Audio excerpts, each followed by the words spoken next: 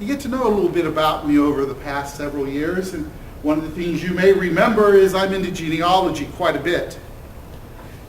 And one of the things that we recently came across in our study of our family was some of my cousins that are coal miners up in Ohio shared about our great-grandfather, who was also a coal miner in the mines of western Pennsylvania, that he was one of those that walked with Mother Jones. Mother Jones, as some of you may know, was one of those organizers who got the miners together to stand up for decent pay, proper housing, proper safety in the mines. So I come apparently from a very long line of unionists. If you look at my grandfather, United Steelworkers. If you look at my father, truck drivers, Teamsters. And here I stand, AFT. So this weekend, as we celebrate Labor Day, I found these readings compelling. And I think what the readings say to us is that we need to walk the Christian walk. Not just talk what the pious piffle, if you please, that people think Christians should be saying, but to actually put into practice what we're told to do. And as you listen to those readings of who we're supposed to have care for, orphans, the widows, the sick. And if you extrapolate that teaching into the justice teaching of the church, you see that you and I are supposed to be out there ensuring justice for the people. Not only for ourselves, but for all people. And unfortunately today, that doesn't happen. I want to share with you a story that was told to me by a construction attorney just a few weeks ago. I was at an event for a political candidate, and he was sharing the plight of 4 workers that were hired for a construction project here in Orlando. Unfortunately, these 4 workers, by the point they got to him, it was discovered that they were illegal immigrants.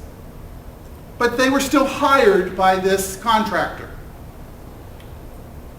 And the contractor they went to work for at the end of their first week of agreed upon pay.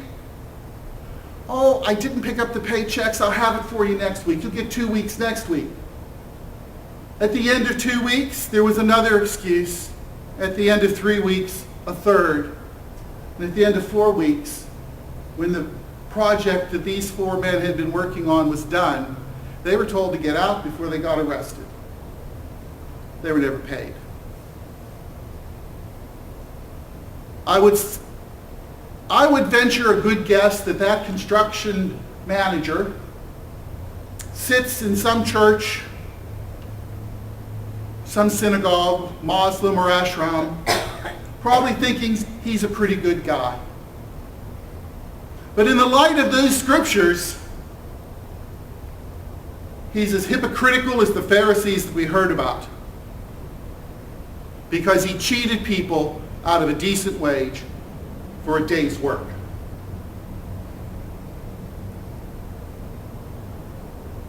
Of all the Sundays these readings could have fallen upon, this is the most appropriate for them. Because you and I, as workers, though we have retired folks here, have a responsibility not just to our employers, who have a responsibility to us, but we as Christians have a responsibility to be active in our communities, standing up for what is right. And when we hear about these situations, we need to decry them. When we see people that are in need, we need to try to help them. And that includes the immigration issue. Our brothers and sisters in the Roman Church do quite a bit in that regard. I know that the bishop of the independent church down in Kissimmee also does a lot of work with illegal immigrants. I'm not saying that we're going to go out and establish another branch of ministry here at Holy Angels. But what I am saying to you is, when you discover injustice, just don't sit there and suffer it. Speak up. Label it for what it is. Because our God calls upon us to stand up for those that need help and those that are taken advantage of at work, in schools, in the marketplace, in their homes. It is up to you and to me, in the name of Christ, to label it, to expose it, and to find some resolution to it.